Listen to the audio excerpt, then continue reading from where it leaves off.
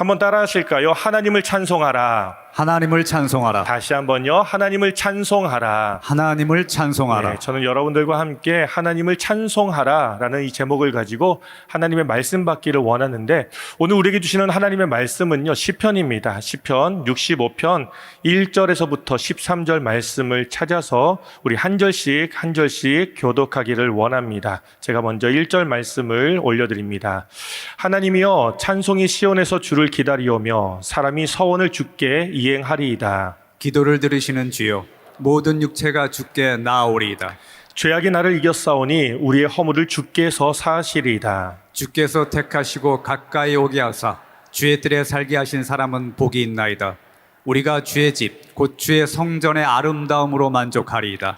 우리 구원의 하나님이시여, 땅의 모든 끝과 먼 바다에 있는 자가 의지할 주께서 이를 따라 어미하신 일로 우리에게 응답하시리이다. 주는 주의 힘으로 산을 세우시며 권능으로 띠를 띠시며 바다의 설렘과 물결의 흔들림과 만민의 소요까지 진정하시나이다. 땅끝에 사는 자가 주의 징조를 두려워하나이다. 주께서 아침 되는 것과 저녁 되는 것을 즐거워하게 하시며 땅을 돌보사 물을 대어 심히 윤택하게 하시며 하늘의 강에 물이 가득하게 하시고 이같이 땅을 예비하신 후에 그들에게 곡식을 주시나이다. 주께서 밭고랑에 물을 넉넉히 대사 그 이랑을 평평하게 하시며 또 단비로 부드럽게 하시고 그 싹에 복을 주시나이다. 주의 은택으로 하늘을 관시우시니 주의 길에는 기름방울이 떨어지며 들의 초장에도 떨어지니 작은 산들이 기쁨으로 띠를 띄었나이다. 함께 봉독합니다. 초장은 양떼로 옷 입었고 골짜기는 곡식으로 덮였음에 그들이 다 즐거이 외치고 또 노래하나이다. 아멘. 여러분, 이 시편 읽기만 해도 은혜되지 않습니까? 네, 오늘날 많은 사람들로부터 존경받는 20세기 위대한 설교자로 불렸던 A.W. 토저 목사님이 예배란 무엇인가에 대해서 남겼던 그 글이 있는데요, 그 글은 다음과 같았던 것을 기억해 봅니다. 참된 예배란 인격적으로 그리고 어찌할 수 없을 만큼 하나님과 깊은 사랑에 빠지는 것이다. 하나님의 사랑을 경험한 사람이 하나님을 사랑하는 그 사랑을 다른 대상으로 옮긴다는 것은 감히 생각할 수도 없는 일이다. 여러분, 저는 개인적으로 토저 목사님의 이 글이 너무나도 마음에 와닿습니다. 그래서 이와 같은 의미를 제 말로 접목시켜 보니까요, 예배는 하나님을 사랑하는 사람들의 믿음의 표현이자 마음의 표현입니다. 또한 예배는요, 그리스도인의 삶의 중심이며 기독교의 핵심이다라고 말할 수 있습니다. 그렇다면 오늘 우리는 하나님을 사랑하는 자들로서, 동시에 그리스도인으로서 무엇으로 하나님을 예배할 수 있을까요? 여러분, 성경에 기록된 예배의 핵심 요새는 크게 4가지로 정의되어 있습니다. 그 첫 번째는 바로 말씀입니다. 성도는 말씀을 통하여 믿음이 생깁니다. 그리고 믿음이 성장합니다. 그 결과 하나님의 사람으로 온전하게 되어 모든 선한 일, 다시 말해 예배할 수 있는 능력을 갖추게 된다라고 말씀하고 있습니다. 아멘. 그래서 사도 바울은요, 이 성경을요 이렇게 정의하기도 합니다. 디모데후서 3장을 보시면 이렇게 말씀하고 있죠. 모든 성경은 하나님의 감동으로 된 것으로 교훈과 책망과 바르게 함과 의로 교육하기에 유익하니 이는 하나님의 사람으로 온전하게 하며 모든 선한 일, 뭐라고요? 그렇죠. 예배할 수 있는 그 능력을 갖추도록 한다라고 우리에게 말씀하고 있다는 것입니다. 아멘. 둘째는요, 기도입니다. 성도는 기도를 하면서 응답을 받습니다. 은혜를 누립니다. 그리고 하나님과 친밀한 사귐과 하나님과 긴밀한 관계를 형성하게 됩니다. 그래서 기도는 응답의 통로, 은혜의 통로, 하나님과의 교통이다라고 정의합니다. 그리고 이것을 모세는요, 확신하는 차원에서 저와 여러분들에게 이렇게 선포하고 있습니다. 우리 함께 신명기 4장 말씀을 봉독합니다. 시작. 우리 하나님 여호와께서 우리가 그에게 기도할 때마다 우리에게 가까이 하심과 같이 그 신이 가까이 함을 얻은 큰 나라가 어디 있느냐. 아멘. 여러분들은 하나님과 가까이 하기를 원하십니까? 아멘. 하나님과 긴밀한 관계를 만들어 가기를 원하십니까? 아멘. 그렇다면 매 순간순간마다 하나님 앞에 기도할 수 있는 여러분 모두가 되시기를 예수님의 이름으로 축원합니다. 아멘. 셋째는 헌금입니다. 성도는 헌금을 하면서 하나님의 은혜에 감사합니다. 하나님의 명령에 순종합니다. 그리고 나와 나의 모든 것이 전부 다 하나님의 것이라는 것을 인정하게 되는 것입니다. 그러다 아멘. 보면 하나님에 대한 우리의 믿음이 분명해지고요. 또한 하나님의 도우심을 경험하게 된다라는 것이죠. 그래서 하나님은요, 오늘도 저와 여러분들에게 말라기 선지자를 통해 이렇게 말씀하고 계십니다. 말라기 3장을 보시면 이렇게 말씀합니다. 만군의 여호와가 이르노라, 너희의 온전한 11조를 창고에 들여 나의 집에 양식이 있게 하고 그것으로 나를 시험하여 내가 하늘 문을 열고 너희에게 복을 쌓을 곳이 없도록 붙지 아니하나 보라 라고 말씀한다는 것이죠. 아멘. 이처럼 말씀과 기도와 헌금은 하나님을 예배하는 데 있어서 핵심 요소가 됩니다. 그런데 이것들과 함께 빠져서는 안 될 또 하나의 핵심 요소가 있습니다. 그것은 바로, 크게 말씀하셔도 괜찮아요. 그렇죠. praise, 바로 찬송이다라는 것입니다. 여러분, 성경은요, 하나님을 예배하는 데 있어서 찬송이 중요한 그 이유를 저와 여러분들에게 이렇게 설명하고 있습니다. 우리 함께 이사야 43장 말씀을 봉독합니다. 시작. 이 백성은 내가 나를 위하여 지었나니 나를 찬송하게 하려 함이니라. 아멘. 다시 한번요. 시작. 이 백성은 내가 나를 위하여 지었나니 나를 찬송하게 하려 함이니라. 아멘. 본문을 보면 알 수 있듯이 찬송이 중요한 이유 중에 하나는요, 찬송은 예배의 대상이 누구인지를 분명하게 가르쳐주고 있습니다. 그 찬송의 대상이 누구입니까? 그렇습니다. 하나님만이 우리의 예배를 받으시기에 합당하신 분이신 줄로 믿습니다. 아멘. 그래서 이러한 목적 때문에 하나님은 이 백성, 곧 저와 여러분 한 사람 한 사람을 이 땅에 지었다라고 우리에게 말씀하고 있다는 것이죠. 마찬가지로 예배의 대상과 이 지어진 목적이 분명하다고 한다면, 표대만 바르게 서 있다라고 한다면, 여러분, 우리는요, 영적으로 흔들리지도 방황하지도 않을 것입니다. 그래서 세상과 같이 만물을 숭배하고 우상을 예배하고 또한 사람을 예배하지도 않을 것입니다. 따라서 오늘도 찬송받기에 합당하신 그 하나님만을 예배할 수 있는 저와 여러분 모두가 되시기를 예수님의 이름으로 축원합니다. 아멘. 마찬가지로 찬송이 중요한 또 하나의 이유가 여기에 있습니다. 여러분, 우리는 예배를 통해서 하나님의 임재를 경험할 수 있을 것이고요, 또한 하나님의 사랑과 은혜와 영광으로 충만하게 되어집니다. 맞습니까? 아멘. 그러다 보면 하나님을 반대하는 세력, 누구죠? 그렇죠. 사마귀, 사단, 마귀, 귀신. 이 사단의 입장으로서 볼 때는요, 가장 불편하고 또 그렇게 은혜 받는 저와 여러분들을 방해하고자 하는 그러한 생각이 들 것입니다. 그래서 예배하는 우리들 중, 지금 이 시간에도 어쩌면요, 우리들 중에는요, 헛된 생각에 빠지거나 아니면 잠에 빠지거나 아니면 본의 아니게 예배를 드리고 있는 중에도 막 화가 난다든지 아니면 우울해진다는 그런 감정의 기복이 있는 저 자신을 발견할 수도 있다라는 것입니다. 이것을 우리는 영적 전쟁이다라고 말하는데, 이러한 영적 전쟁에서 선봉장으로 나와 승리를 이끄는 도구가 있습니다. 그것이 바로 찬송입니다. 아멘. 성경은요, 찬송의 능력이 얼마나 위대한지 우리 모두에게 여호사밧의 그 이야기를 통해 다음과 같이 소개하기를 원하고 있습니다. 하루는요, 모압 자손의 연합군이 여호사밧과 유다 백성을 치려고 아람에서부터 올라오기 시작했습니다. 그런데 문제는 무엇입니까? 여호사밧과 이 유다 백성들은요, 이 연합군을 이길 만한 능력이 하나도 없었습니다. 아니요, 어쩌면요, 어떻게 싸워야 될지도 전혀 몰랐다라는 것입니다. 그럼에도 불구하고 이 두 나라 간의 전쟁 중에서 여호사밧과 그의 백성들이 승리할 수 있었던 그 유일한 해답은 무엇이었습니까? 힘이 없고 능력이 없음에도 불구하고 이 전쟁 사이에서 여호사밧과 유다 백성들이 승리할 수 있었던 그 해답, 그 해답에 대해서 역대하 20장은 저와 여러분들에게 이렇게 말씀합니다. 우리 함께 봉독하겠습니다. 시작. 백성과 더불어 의논하고 노래하는 자들을 택하여 거룩한 예복을 입히고 군대 앞에서 행진하며 여호와를 찬송하여 이르기를, 여호와께 감사하세, 그의 인자하심이 영원하도다 하게 하였더니 그 노래와 찬송이 시작될 때 여호와께서 복병을 두어 유다를 치러 온 암몬 자손과 모압과 세일산 주민들을 치게 하심으로 그들이 패하였으니. 아멘. 본문에서 말씀하듯이 여호사밧과 유다 백성들은 아무런 힘이 없었습니다. 능력도 없었습니다. 싸움도 할 줄 몰랐습니다. 그럼에도 불구하고 그 전쟁에서 승리할 수 있었던 유일한 해답은 뭐라고요? 그렇습니다. 바로 찬송이라는 것이죠. 따라하시기 바랍니다. 찬송은 권세입니다. 찬송은 권세입니다. 다시 한번요. 찬송은 권세입니다. 찬송은 권세입니다. 찬송은 능력입니다. 찬송은 능력입니다. 그러므로 찬송이 있는 자리마다 하나님께서 함께 하시고 하나님이 승리를 주심으로 이미 사단과 그의 악한 세력은 패하는 것만 아니라 한 길로 왔다가도 7길로 떠나가게 되는 줄로 믿습니다. 아멘. 그러므로 여러분, 예배의 선봉장으로 서 있는 우리 찬양팀을 한번 축복해 줄 수 있으면 좋겠습니다. 우리 찬양팀 한번 자리에서 일어나시면 우리 격려의 박수 한번 주시면 좋겠습니다.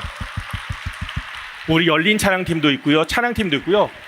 예, 저는 개인적으로 너무너무나도 감사한 한 사람인데 그건 바로 우리 최성우 집사님입니다. 예, 평신도임에도 불구하고 하나님의 그 찬양의 기름 부으심이 얼마나 가득한지 매 찬양할 때마다 저는요 정말로 은혜 많이 받습니다.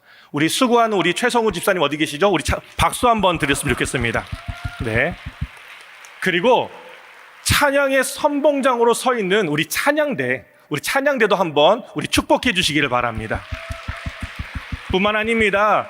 하나님을 찬송하고 있는 저와 여러분 한 분 한 분을 예수님의 이름으로 축복합니다. 아멘. 여러분, 우리는요 지금까지 예배의 4가지 요소와 함께 찬송이 왜 중요한가를 함께 알게 되었습니다. 그렇다면 이제부터는요 어떻게 찬송할 것인가, 또 무엇을 찬송할 것인가 라는 이 2가지 질문을 가지고 우리가 오늘 함께 읽었던 시편 65편을 통해서 그 해답을 발견할 수 있는 저와 여러분이 되시기를 주님의 이름으로 축원합니다. 아멘. 첫 번째, 우리는 어떻게 찬송해야 될까요?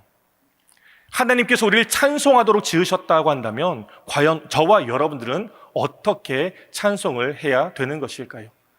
이 질문에 대한 해답을 다윗은 이렇게 말씀하고 있습니다. 우리 함께 1절 말씀을 봉독합니다. 시작. 하나님이여, 찬송이 시온에서 주를 기다리오며 사람이 서원을 주께 이행하리이다. 아멘. 본문을 보시면 하나님이여 찬송이 시온에서 주를 기다린다라는 이 말은 영어 성경을 보실까요? 영어 성경에도 Praise awaits you라고 말하는 것처럼 하나님께서 오시는 대로, 하나님께서 도착하시는 대로 즉시로 찬송을 부를 수 있을 만큼 만반의 준비가 다 되어 있다라는 것을 우리에게 말하고 있는 것입니다. 그런데 그곳이 어디라고요?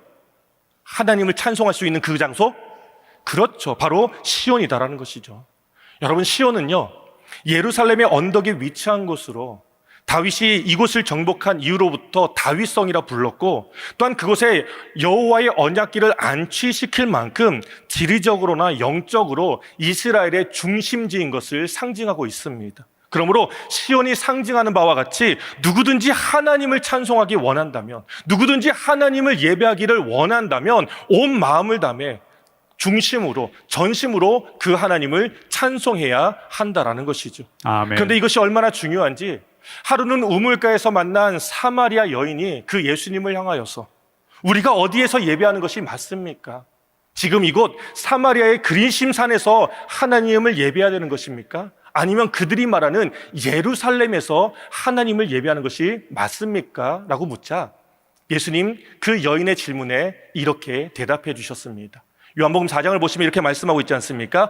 아버지께 참되게 예배하는 자들은 영과 진리로 예배할 때가 오나니 곧 이때라. 아버지께서는 자기에게 이렇게 예배하는 자를 찾고 찾으시느니라. 따라하시기 바랍니다. 하나님은 영이시니 하나님은 영이시니 예배하는 자가 영과 진리로 예배할지니라. 영과 진리로 다시 한번요. 하나님은 영이시니 하나님은 영이시니 예배하는 자가 영과 진리로 예배할지니라. 영과 진리로 그렇습니다. 예배할지니라. 하나님이 받으시는 예배는 오직 우리의 영과 진리로 예배할 때에 하나님 받아주시는 줄로 믿습니다. 아멘. 그런데 언제부터인가 우리가 찬송을 할 때마다 더 많이 웅장하기를, 더 많은 스킬과 기교를 가지고 화려해지기를 기대합니다. 아니요, 선호한다라고도 말할 수 있을 것 같습니다.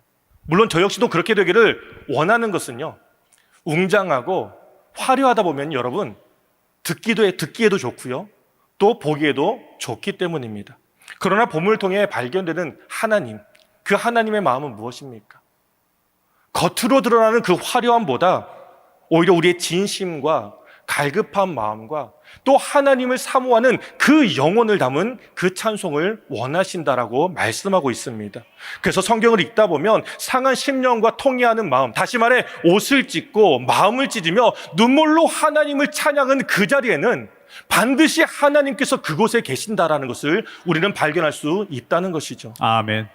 오늘 이 자리가, 그러므로 오늘 이 자리가 그와 같은 자리가 되기를 원합니다. 아멘. 오늘 이 예배가 그렇게 하나님이 찾으시는 예배의 자리가 되기를 원합니다. 아멘. 뿐만 아니라 예배하는 저와 여러분이 하나님이 원하시는 그 한 사람 한 사람 되기를 예수님의 이름으로 축원합니다. 아멘. 무엇보다도 하나님께서 우리가 어떻게 찬송하시기를 원하시는지 그 마음을 아는 까닭에 우리의 마음, 우리의 생각, 우리의 입술이 시온이 되어서 하나님께 중심으로, 하나님께 전심으로 마음과 힘과 뜻을 다하여 하나님만을 찬송할 수 있는 저와 여러분 모두가 되시기를 예수님의 이름으로 축원합니다. 아멘.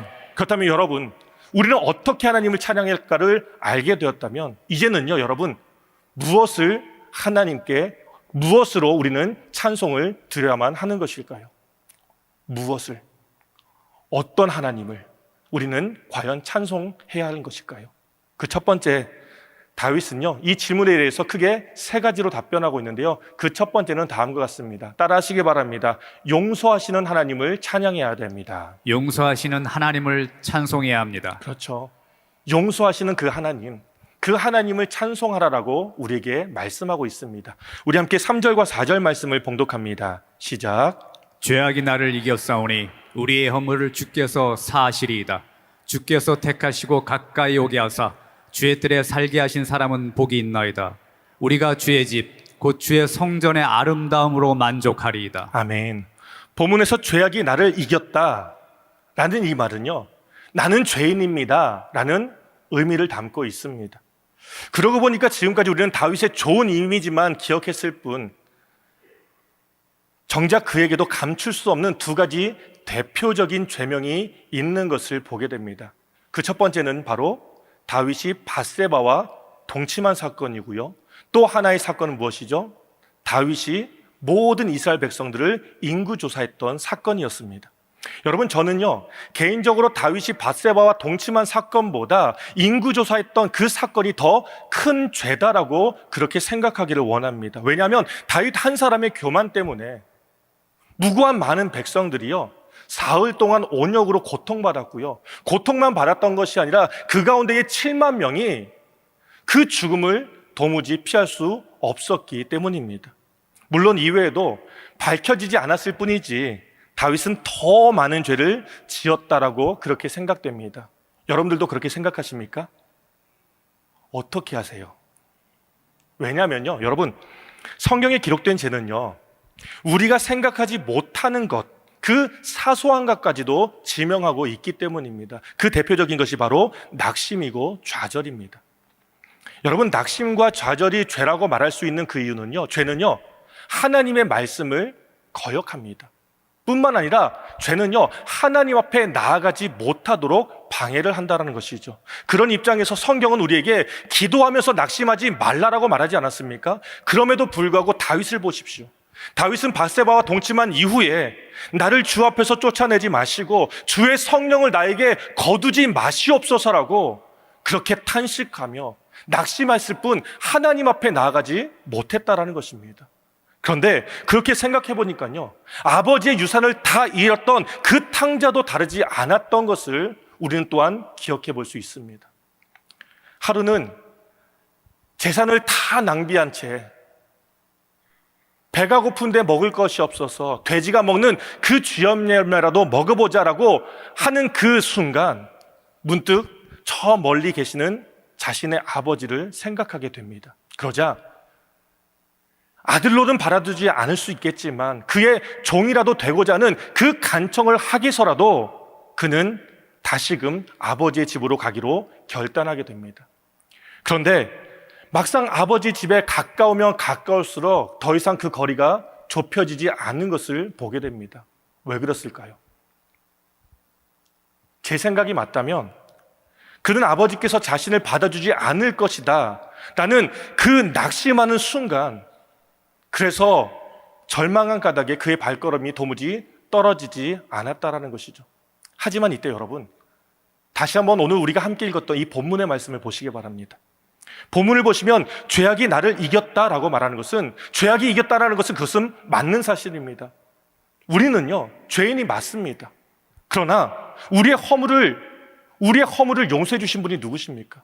우리의 허물을 누가 용서해 주셨다라고 성경은 말씀하고 있습니까? 따라하시기 바랍니다. 주께서 사하시니이다. 주께서 사하시리이다. 다시 한번요. 주께서 사하시리이다. 주께서 사하시리이다. 여러분, 사하다라는 이 말의 히브리어 카파르는요, 속죄하다, 덮어주다, 씻어주다라면서 수동체적인 의미로서 내가 할 수 없는 일, 내가 감당할 수 없는 일, 그 일을 누가 대신한다고요?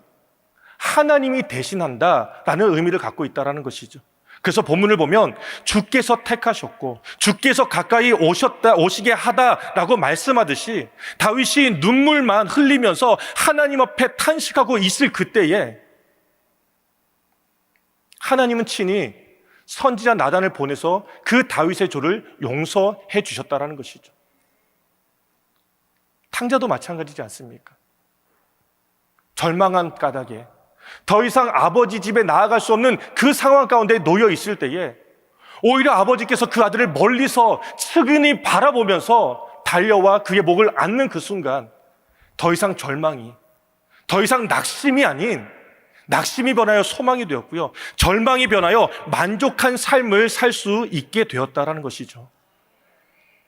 하물며 우리는 어떻습니까?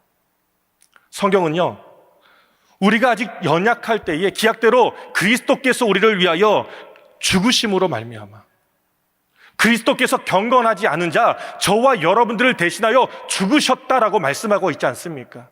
그런 까닭에 누구든지 그리스도 안에 있는 자마다 용서를 받는 것이고요, 구원을 얻는 것이고요, 구원을 얻을 뿐만 아니라 이제는 우리 모두가 하나님의 자녀가 되는 권세를 얻게 된 줄로 믿습니다. 아멘. 그래서 사도 바울은 저와 여러분들 앞에서 이렇게 선포하고 있습니다. 우리 함께 로마서 8장 말씀을 보겠습니다. 8장을 보시면 이렇게 말씀하고 있지 않습니까? 그러므로 이제 그리스도 예수 안에 있는 자에게는 결코 정죄함이 없나니, 이는 그리스도 예수 안에 있는 생명의 성령의 법이 죄와 사망의 법에서 너희를 해방하였음이니라. 아멘. 믿으십니까? 아멘. 여러분들 이 말씀을 아는 분들이라고 한다면, 이 말씀을 믿는 분들이라고 한다면 저와 함께 다시 한번 함께 선포할 수 있기를 원합니다. 함께 선포합니다. 시작. 그러므로 이제 그리스도 예수 안에 있는 자에게는 결코 정죄함이 없나니, 이는 그리스도 예수 안에 있는 생명의 성령의 법이 죄와 사망의 법에서 너를 해방하였음이라.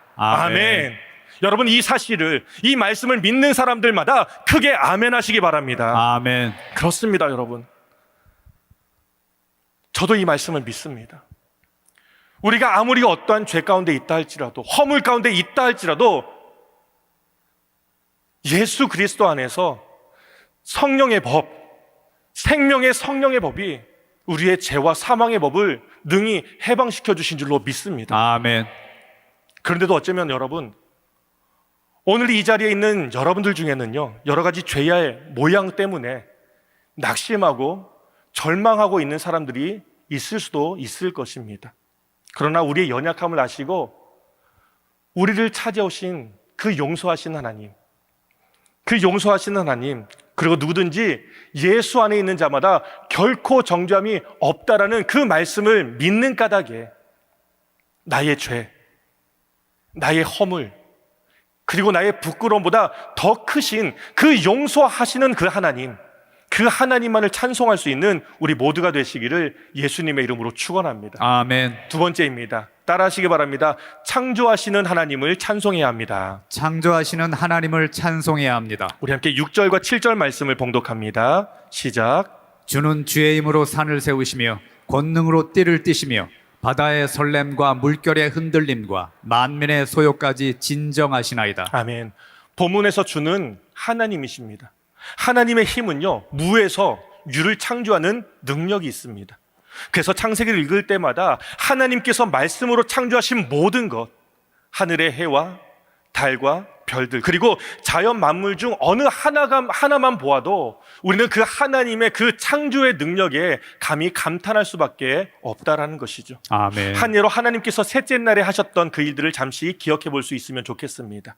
그날에는요, 온 땅에 물로 가득 덮여 있었다라고 말씀하고 있습니다. 그러나 이날에 하나님께서 말씀하시기를 천하의 물이 한 곳으로 모이고 묻히 드러나라 라고 말씀하시니까 어떻게 되죠? 그날로부터 지금까지 산이 높이 쏟아져 있고요, 뿐만 아니라 땅과 바다가 마치 선을 긋고 있듯이 지진이 나고 해일이 난다 할지라도 땅과 바다의 경계가 명확하게 구분되어 있는 것, 그것을 우리는 볼 수 있다는 것이죠.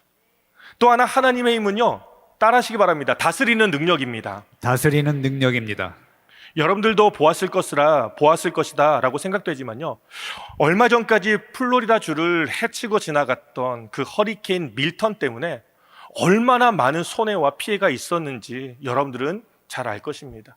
제가 아는 것만 해도 그 태풍 때문에 최소 16명이 사망했고요, 야구장의 지붕을 비롯해서 여러 전주대 나무들만 뽑혀진 것이 아니라 또 한순간에 많은 가구들이 사라졌던 그 모습이 아직도 제 눈앞에 선명하게 그려지고 있습니다.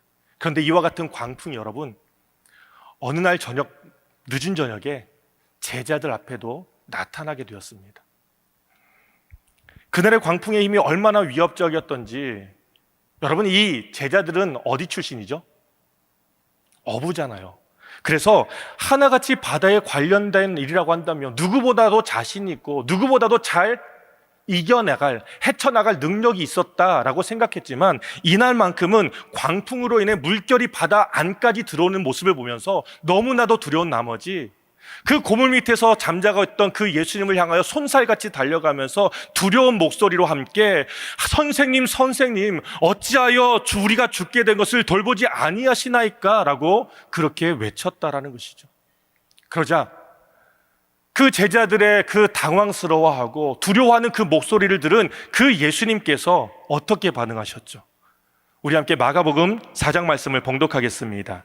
시작. 예수께서 깨어 바람을 꾸짖으시며 바다더러 이르시되 잠잠하라 고요하라 하시니 바람이 그치고 아주 잔잔하여지더라. 아멘. 여러분, 하나님이신 예수님은요, 창조의 하나님이심을 믿습니다. 아멘. 우리 하나님은요, 다스리시는 하나님이심을 믿습니다. 아멘. 그래서 하나님 앞에서 아무리 흉흉하고 아무리 이제는 마지막이다라고 생각될 수 있는 그 광풍이 우리 앞에 있다 할지라도 그 하나님의 말씀 앞에 잔잔해질 수밖에 없다라는 것이죠. 아멘. 또한 만민의 소요까지 증정시킬 수 있는 그 능력, 하나님 안에 있는 줄로 믿습니다. 아멘. 여러분, 본문에서 말하는 만민의 소요란 옛날 성경에는 헌화라고 표현하고 있듯이 사람들의 울부짖음, 아픔, 슬픔, 그리고 어려움을 지칭하는 말이다라는 것을 보게 됩니다. 그러고 보니까요, 그때나 지금이나 어려움을 겪는 사람이 정말로 많이 있다라는 것이죠.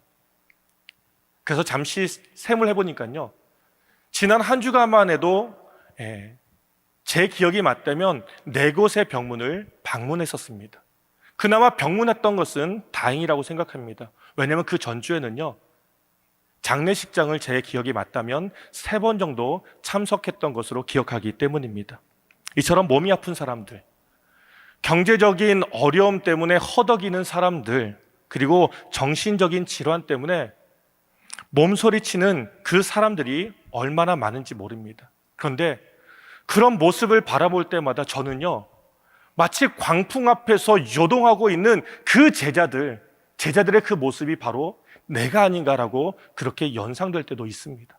하지만 여러분, 우리는 어려움 가운데 있고 누구도 그 어려움을 해결해 줄 수 있는 능력이 없다라고 하지만, 그 늦은 밤에 그 광풍을 잠잠케 하셨던 그분은 누구셨습니까? 흔들리고 요동하는 그 파도를, 그 바닷바람을 잠잠케 하셨던 그분은 누구셨습니까? 따라하시기 바랍니다. 예수님. 예수님은요, 광풍을 잠잠케 하셨던 하나님이시고요, 바다의 설렘과 물결의 그 흔들림까지도 잠잠케 하셨던 그 하나님이신 줄로 믿습니다. 아멘. 그 하나님께서요, 힘들고 아파하고 지쳐하는 저와 여러분들을 향하여서 이렇게 말씀하고 있습니다. 우리 함께 이사야 43장 말씀 봉독합니다. 시작. 보라, 내가 새 일을 행하리니 이제 나타낼 것이라. 너희가 그것을 알지 못하겠느냐? 반드시 내가 광야의 길을 사막의 강을 내리니 장차 들짐승 곧 승냥이와 타조도 나를 존경할 것은 내가 광야의 물을 사막의 강들을 내어 내 백성 내가 택한 자에게 마시게 할 것임이라. 아멘. 새 일을 행하신다라는 그 하나님은요, 거친 파도와 그 광풍까지도 잠잠하시는 것은 물론이거니와 하나님이 새 일을 행하시는 그 순간 우리의 인생의 모든 문제와 모든 어려움까지도 새롭게 변화가 되는 줄로 믿습니다. 아멘. 여러분, 하나님이 일하시면 모든 질병이 고쳐집니다. 아멘. 모든 염려가 사라집니다. 믿으십니까? 아멘. 하나님이 일하시면 모든 문제가 해결됩니다. 모든 관계가 풀어지는 줄로 믿으십니까? 아멘. 하나님이 일하시면 모든 자녀가 배려됩니다. 이 땅이 흉흉하다 할지라도 이 나라와 민족이 그리스도 예수 안에서 회복되어지는 줄로 믿습니다. 아멘. 성경은요, 하나님께서 그렇게 일하시는 그 이유가 단 하나, 그 이유에 대해서 우리에게 이렇게 말씀하고 있습니다. 계속해서 이사야 43장 21절 보면 뭐라고 말씀합니까? 이 백성은 내가 나를 위하여 지었나니 나를 찬송하게 하기 위해서. 아멘.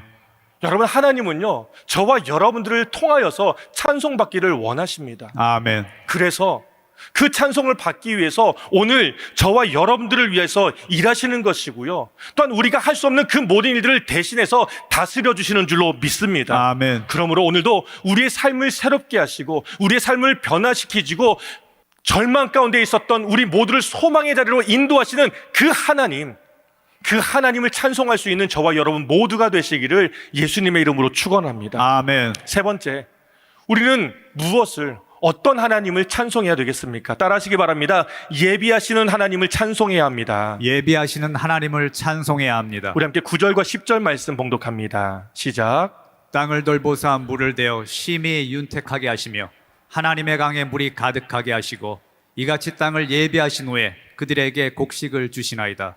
주께서 밭고랑에 물을 넉넉히 대사 그 이랑을 평평하게 하시며 또 단비로 부드럽게 하시고 그 싹에 복을 주시나이다. 아멘.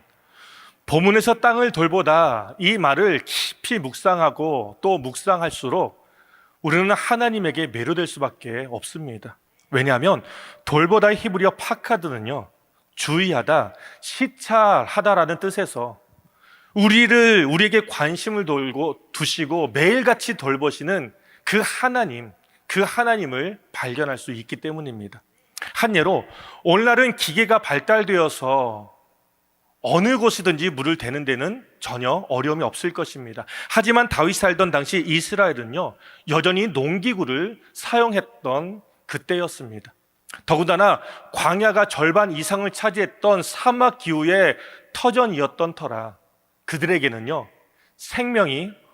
물이 어쩌면 생명보다 더 귀하다라고 생각되어질 수도 있었을 것입니다. 그런데 본문을 보면 알 수 있듯이 하나님께서는요, 이미 그들의 모든 필요를 아시는 까닭에 물을 대어 땅을 윤택하게 하셨다라는 것이죠. 그리고 그렇게 윤택한 땅에 씨를 뿌리니까 자연스럽게 많은 곡식을 수확했다라고 우리에게 말씀하는 것입니다.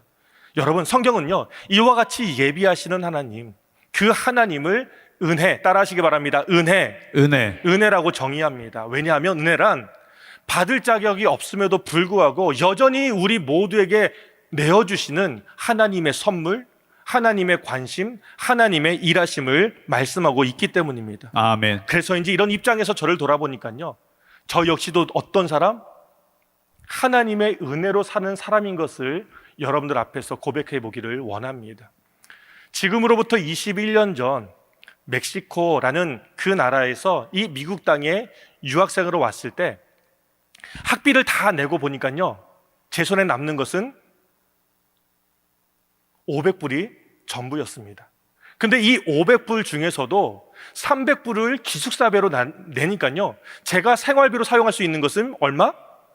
그렇죠, 200불이 전부였다라는 것이죠. 그런데 이것이 한 달 생활비가 될지 2달 생활비가 될지 아니면 그 얼마만큼의 생활비가 될지는 도무지 감잡을 수 없을 만큼 보장되지 않은 상황 가운데 있었다라는 것이죠.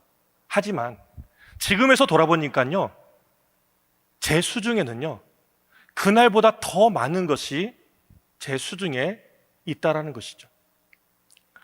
먼저는요, 하나님을 섬길 수 있는 건강이 있습니다. 가정이 있습니다. 교회가 있습니다.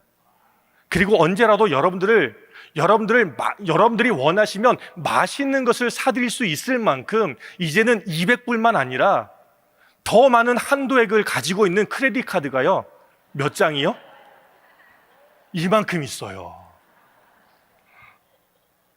그런데 이것이요, 결코 당연하다라고 생각할 수 없는 것은요, 당장이라도 하나님께서 건강과 가족과 교회 그 어느 것 하나라도 은혜 가운데 빼어 가신다고 한다면 건강도 가정도 교회도 그 어느 것 하나 보장될 수 없다라는 것을 알기 때문입니다.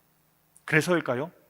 사도 바울도 자신의 삶의 모든 것을 돌아보면서 결국 저와 여러분들 앞에 고백했던 그 내용은 바로 다음과 같습니다. 우리 함께 고린도전서 15장 말씀을 봉독합니다. 시작. 그러나 내가 나된 것은 하나님의 은혜로 된 것이니 내게 주신 그의 은혜가 헛되지 아니하여 내가 모든 사도보다 더 많이 수고하였으나 내가 한 것이 아니요 오직 나와 함께 하신 하나님의 은혜로라. 아멘. 여러분들이 성경을 읽어서 알겠지만 사도 바울 정말로 많은 사도들보다 더 많은 수고했었습니다. 영혼을 구원하고 전도를 하기 위해서 때로는 강도의 위협을 받았고요, 돌에 맞았었고요, 감옥에도 갇혔었고요, 채찍도 맞았었고요, 죽을 수밖에 없는 그 상황이 얼마나 많았는지도 모릅니다. 그럼에도 불구하고 정작 그 사도 바울이 말년에 저와 여러분들 앞에서 고백하는 내용은 무엇입니까? 내가 많이 수고했지만 결국 나의 나된 것은 무엇이라고요? 하나님의 은혜다라는 것이죠. 아멘. 여러분, 사도 바울과 같이 여러분들도 마찬가지로 하나님의 은혜로 사는 사람인 줄로 믿습니다. 아멘. 왜냐하면 아파 보니까요, 건강이 당연한 것이 아니었고요, 가난해 보니까요, 부유한 것이 당연한 것이 아니었듯이 하나님의 은혜가 아니었다라고 한다면 오늘 우리가 예배를 원한다 할지라도, 오늘 우리가 예배를 드리기를 원한다 할지라도 이 자리에 누구도 하나님의 은혜가 아니고서는 예배할 수 있는 사람은 단 한 사람도 없다라는 것입니다. 아멘. 다만 하나님께서 저와 여러분들을 이곳에 인도하셨기 때문에, 하나님께서 저와 여러분들을 여기까지 지켜주셨기 때문에 오늘도 우리는 하나님을 찬송하고 하나님을 예배하며 하나님의 이름을 높이 올리는 그 경배를 드릴 수 있게 된 줄로 믿습니다. 아멘. 그러므로 이제부터 매 순간마다 정말로 그 하나님 앞에 이렇게 함께 선포할 수 있는 저와 여러분이 되시면 너무나도 좋겠습니다.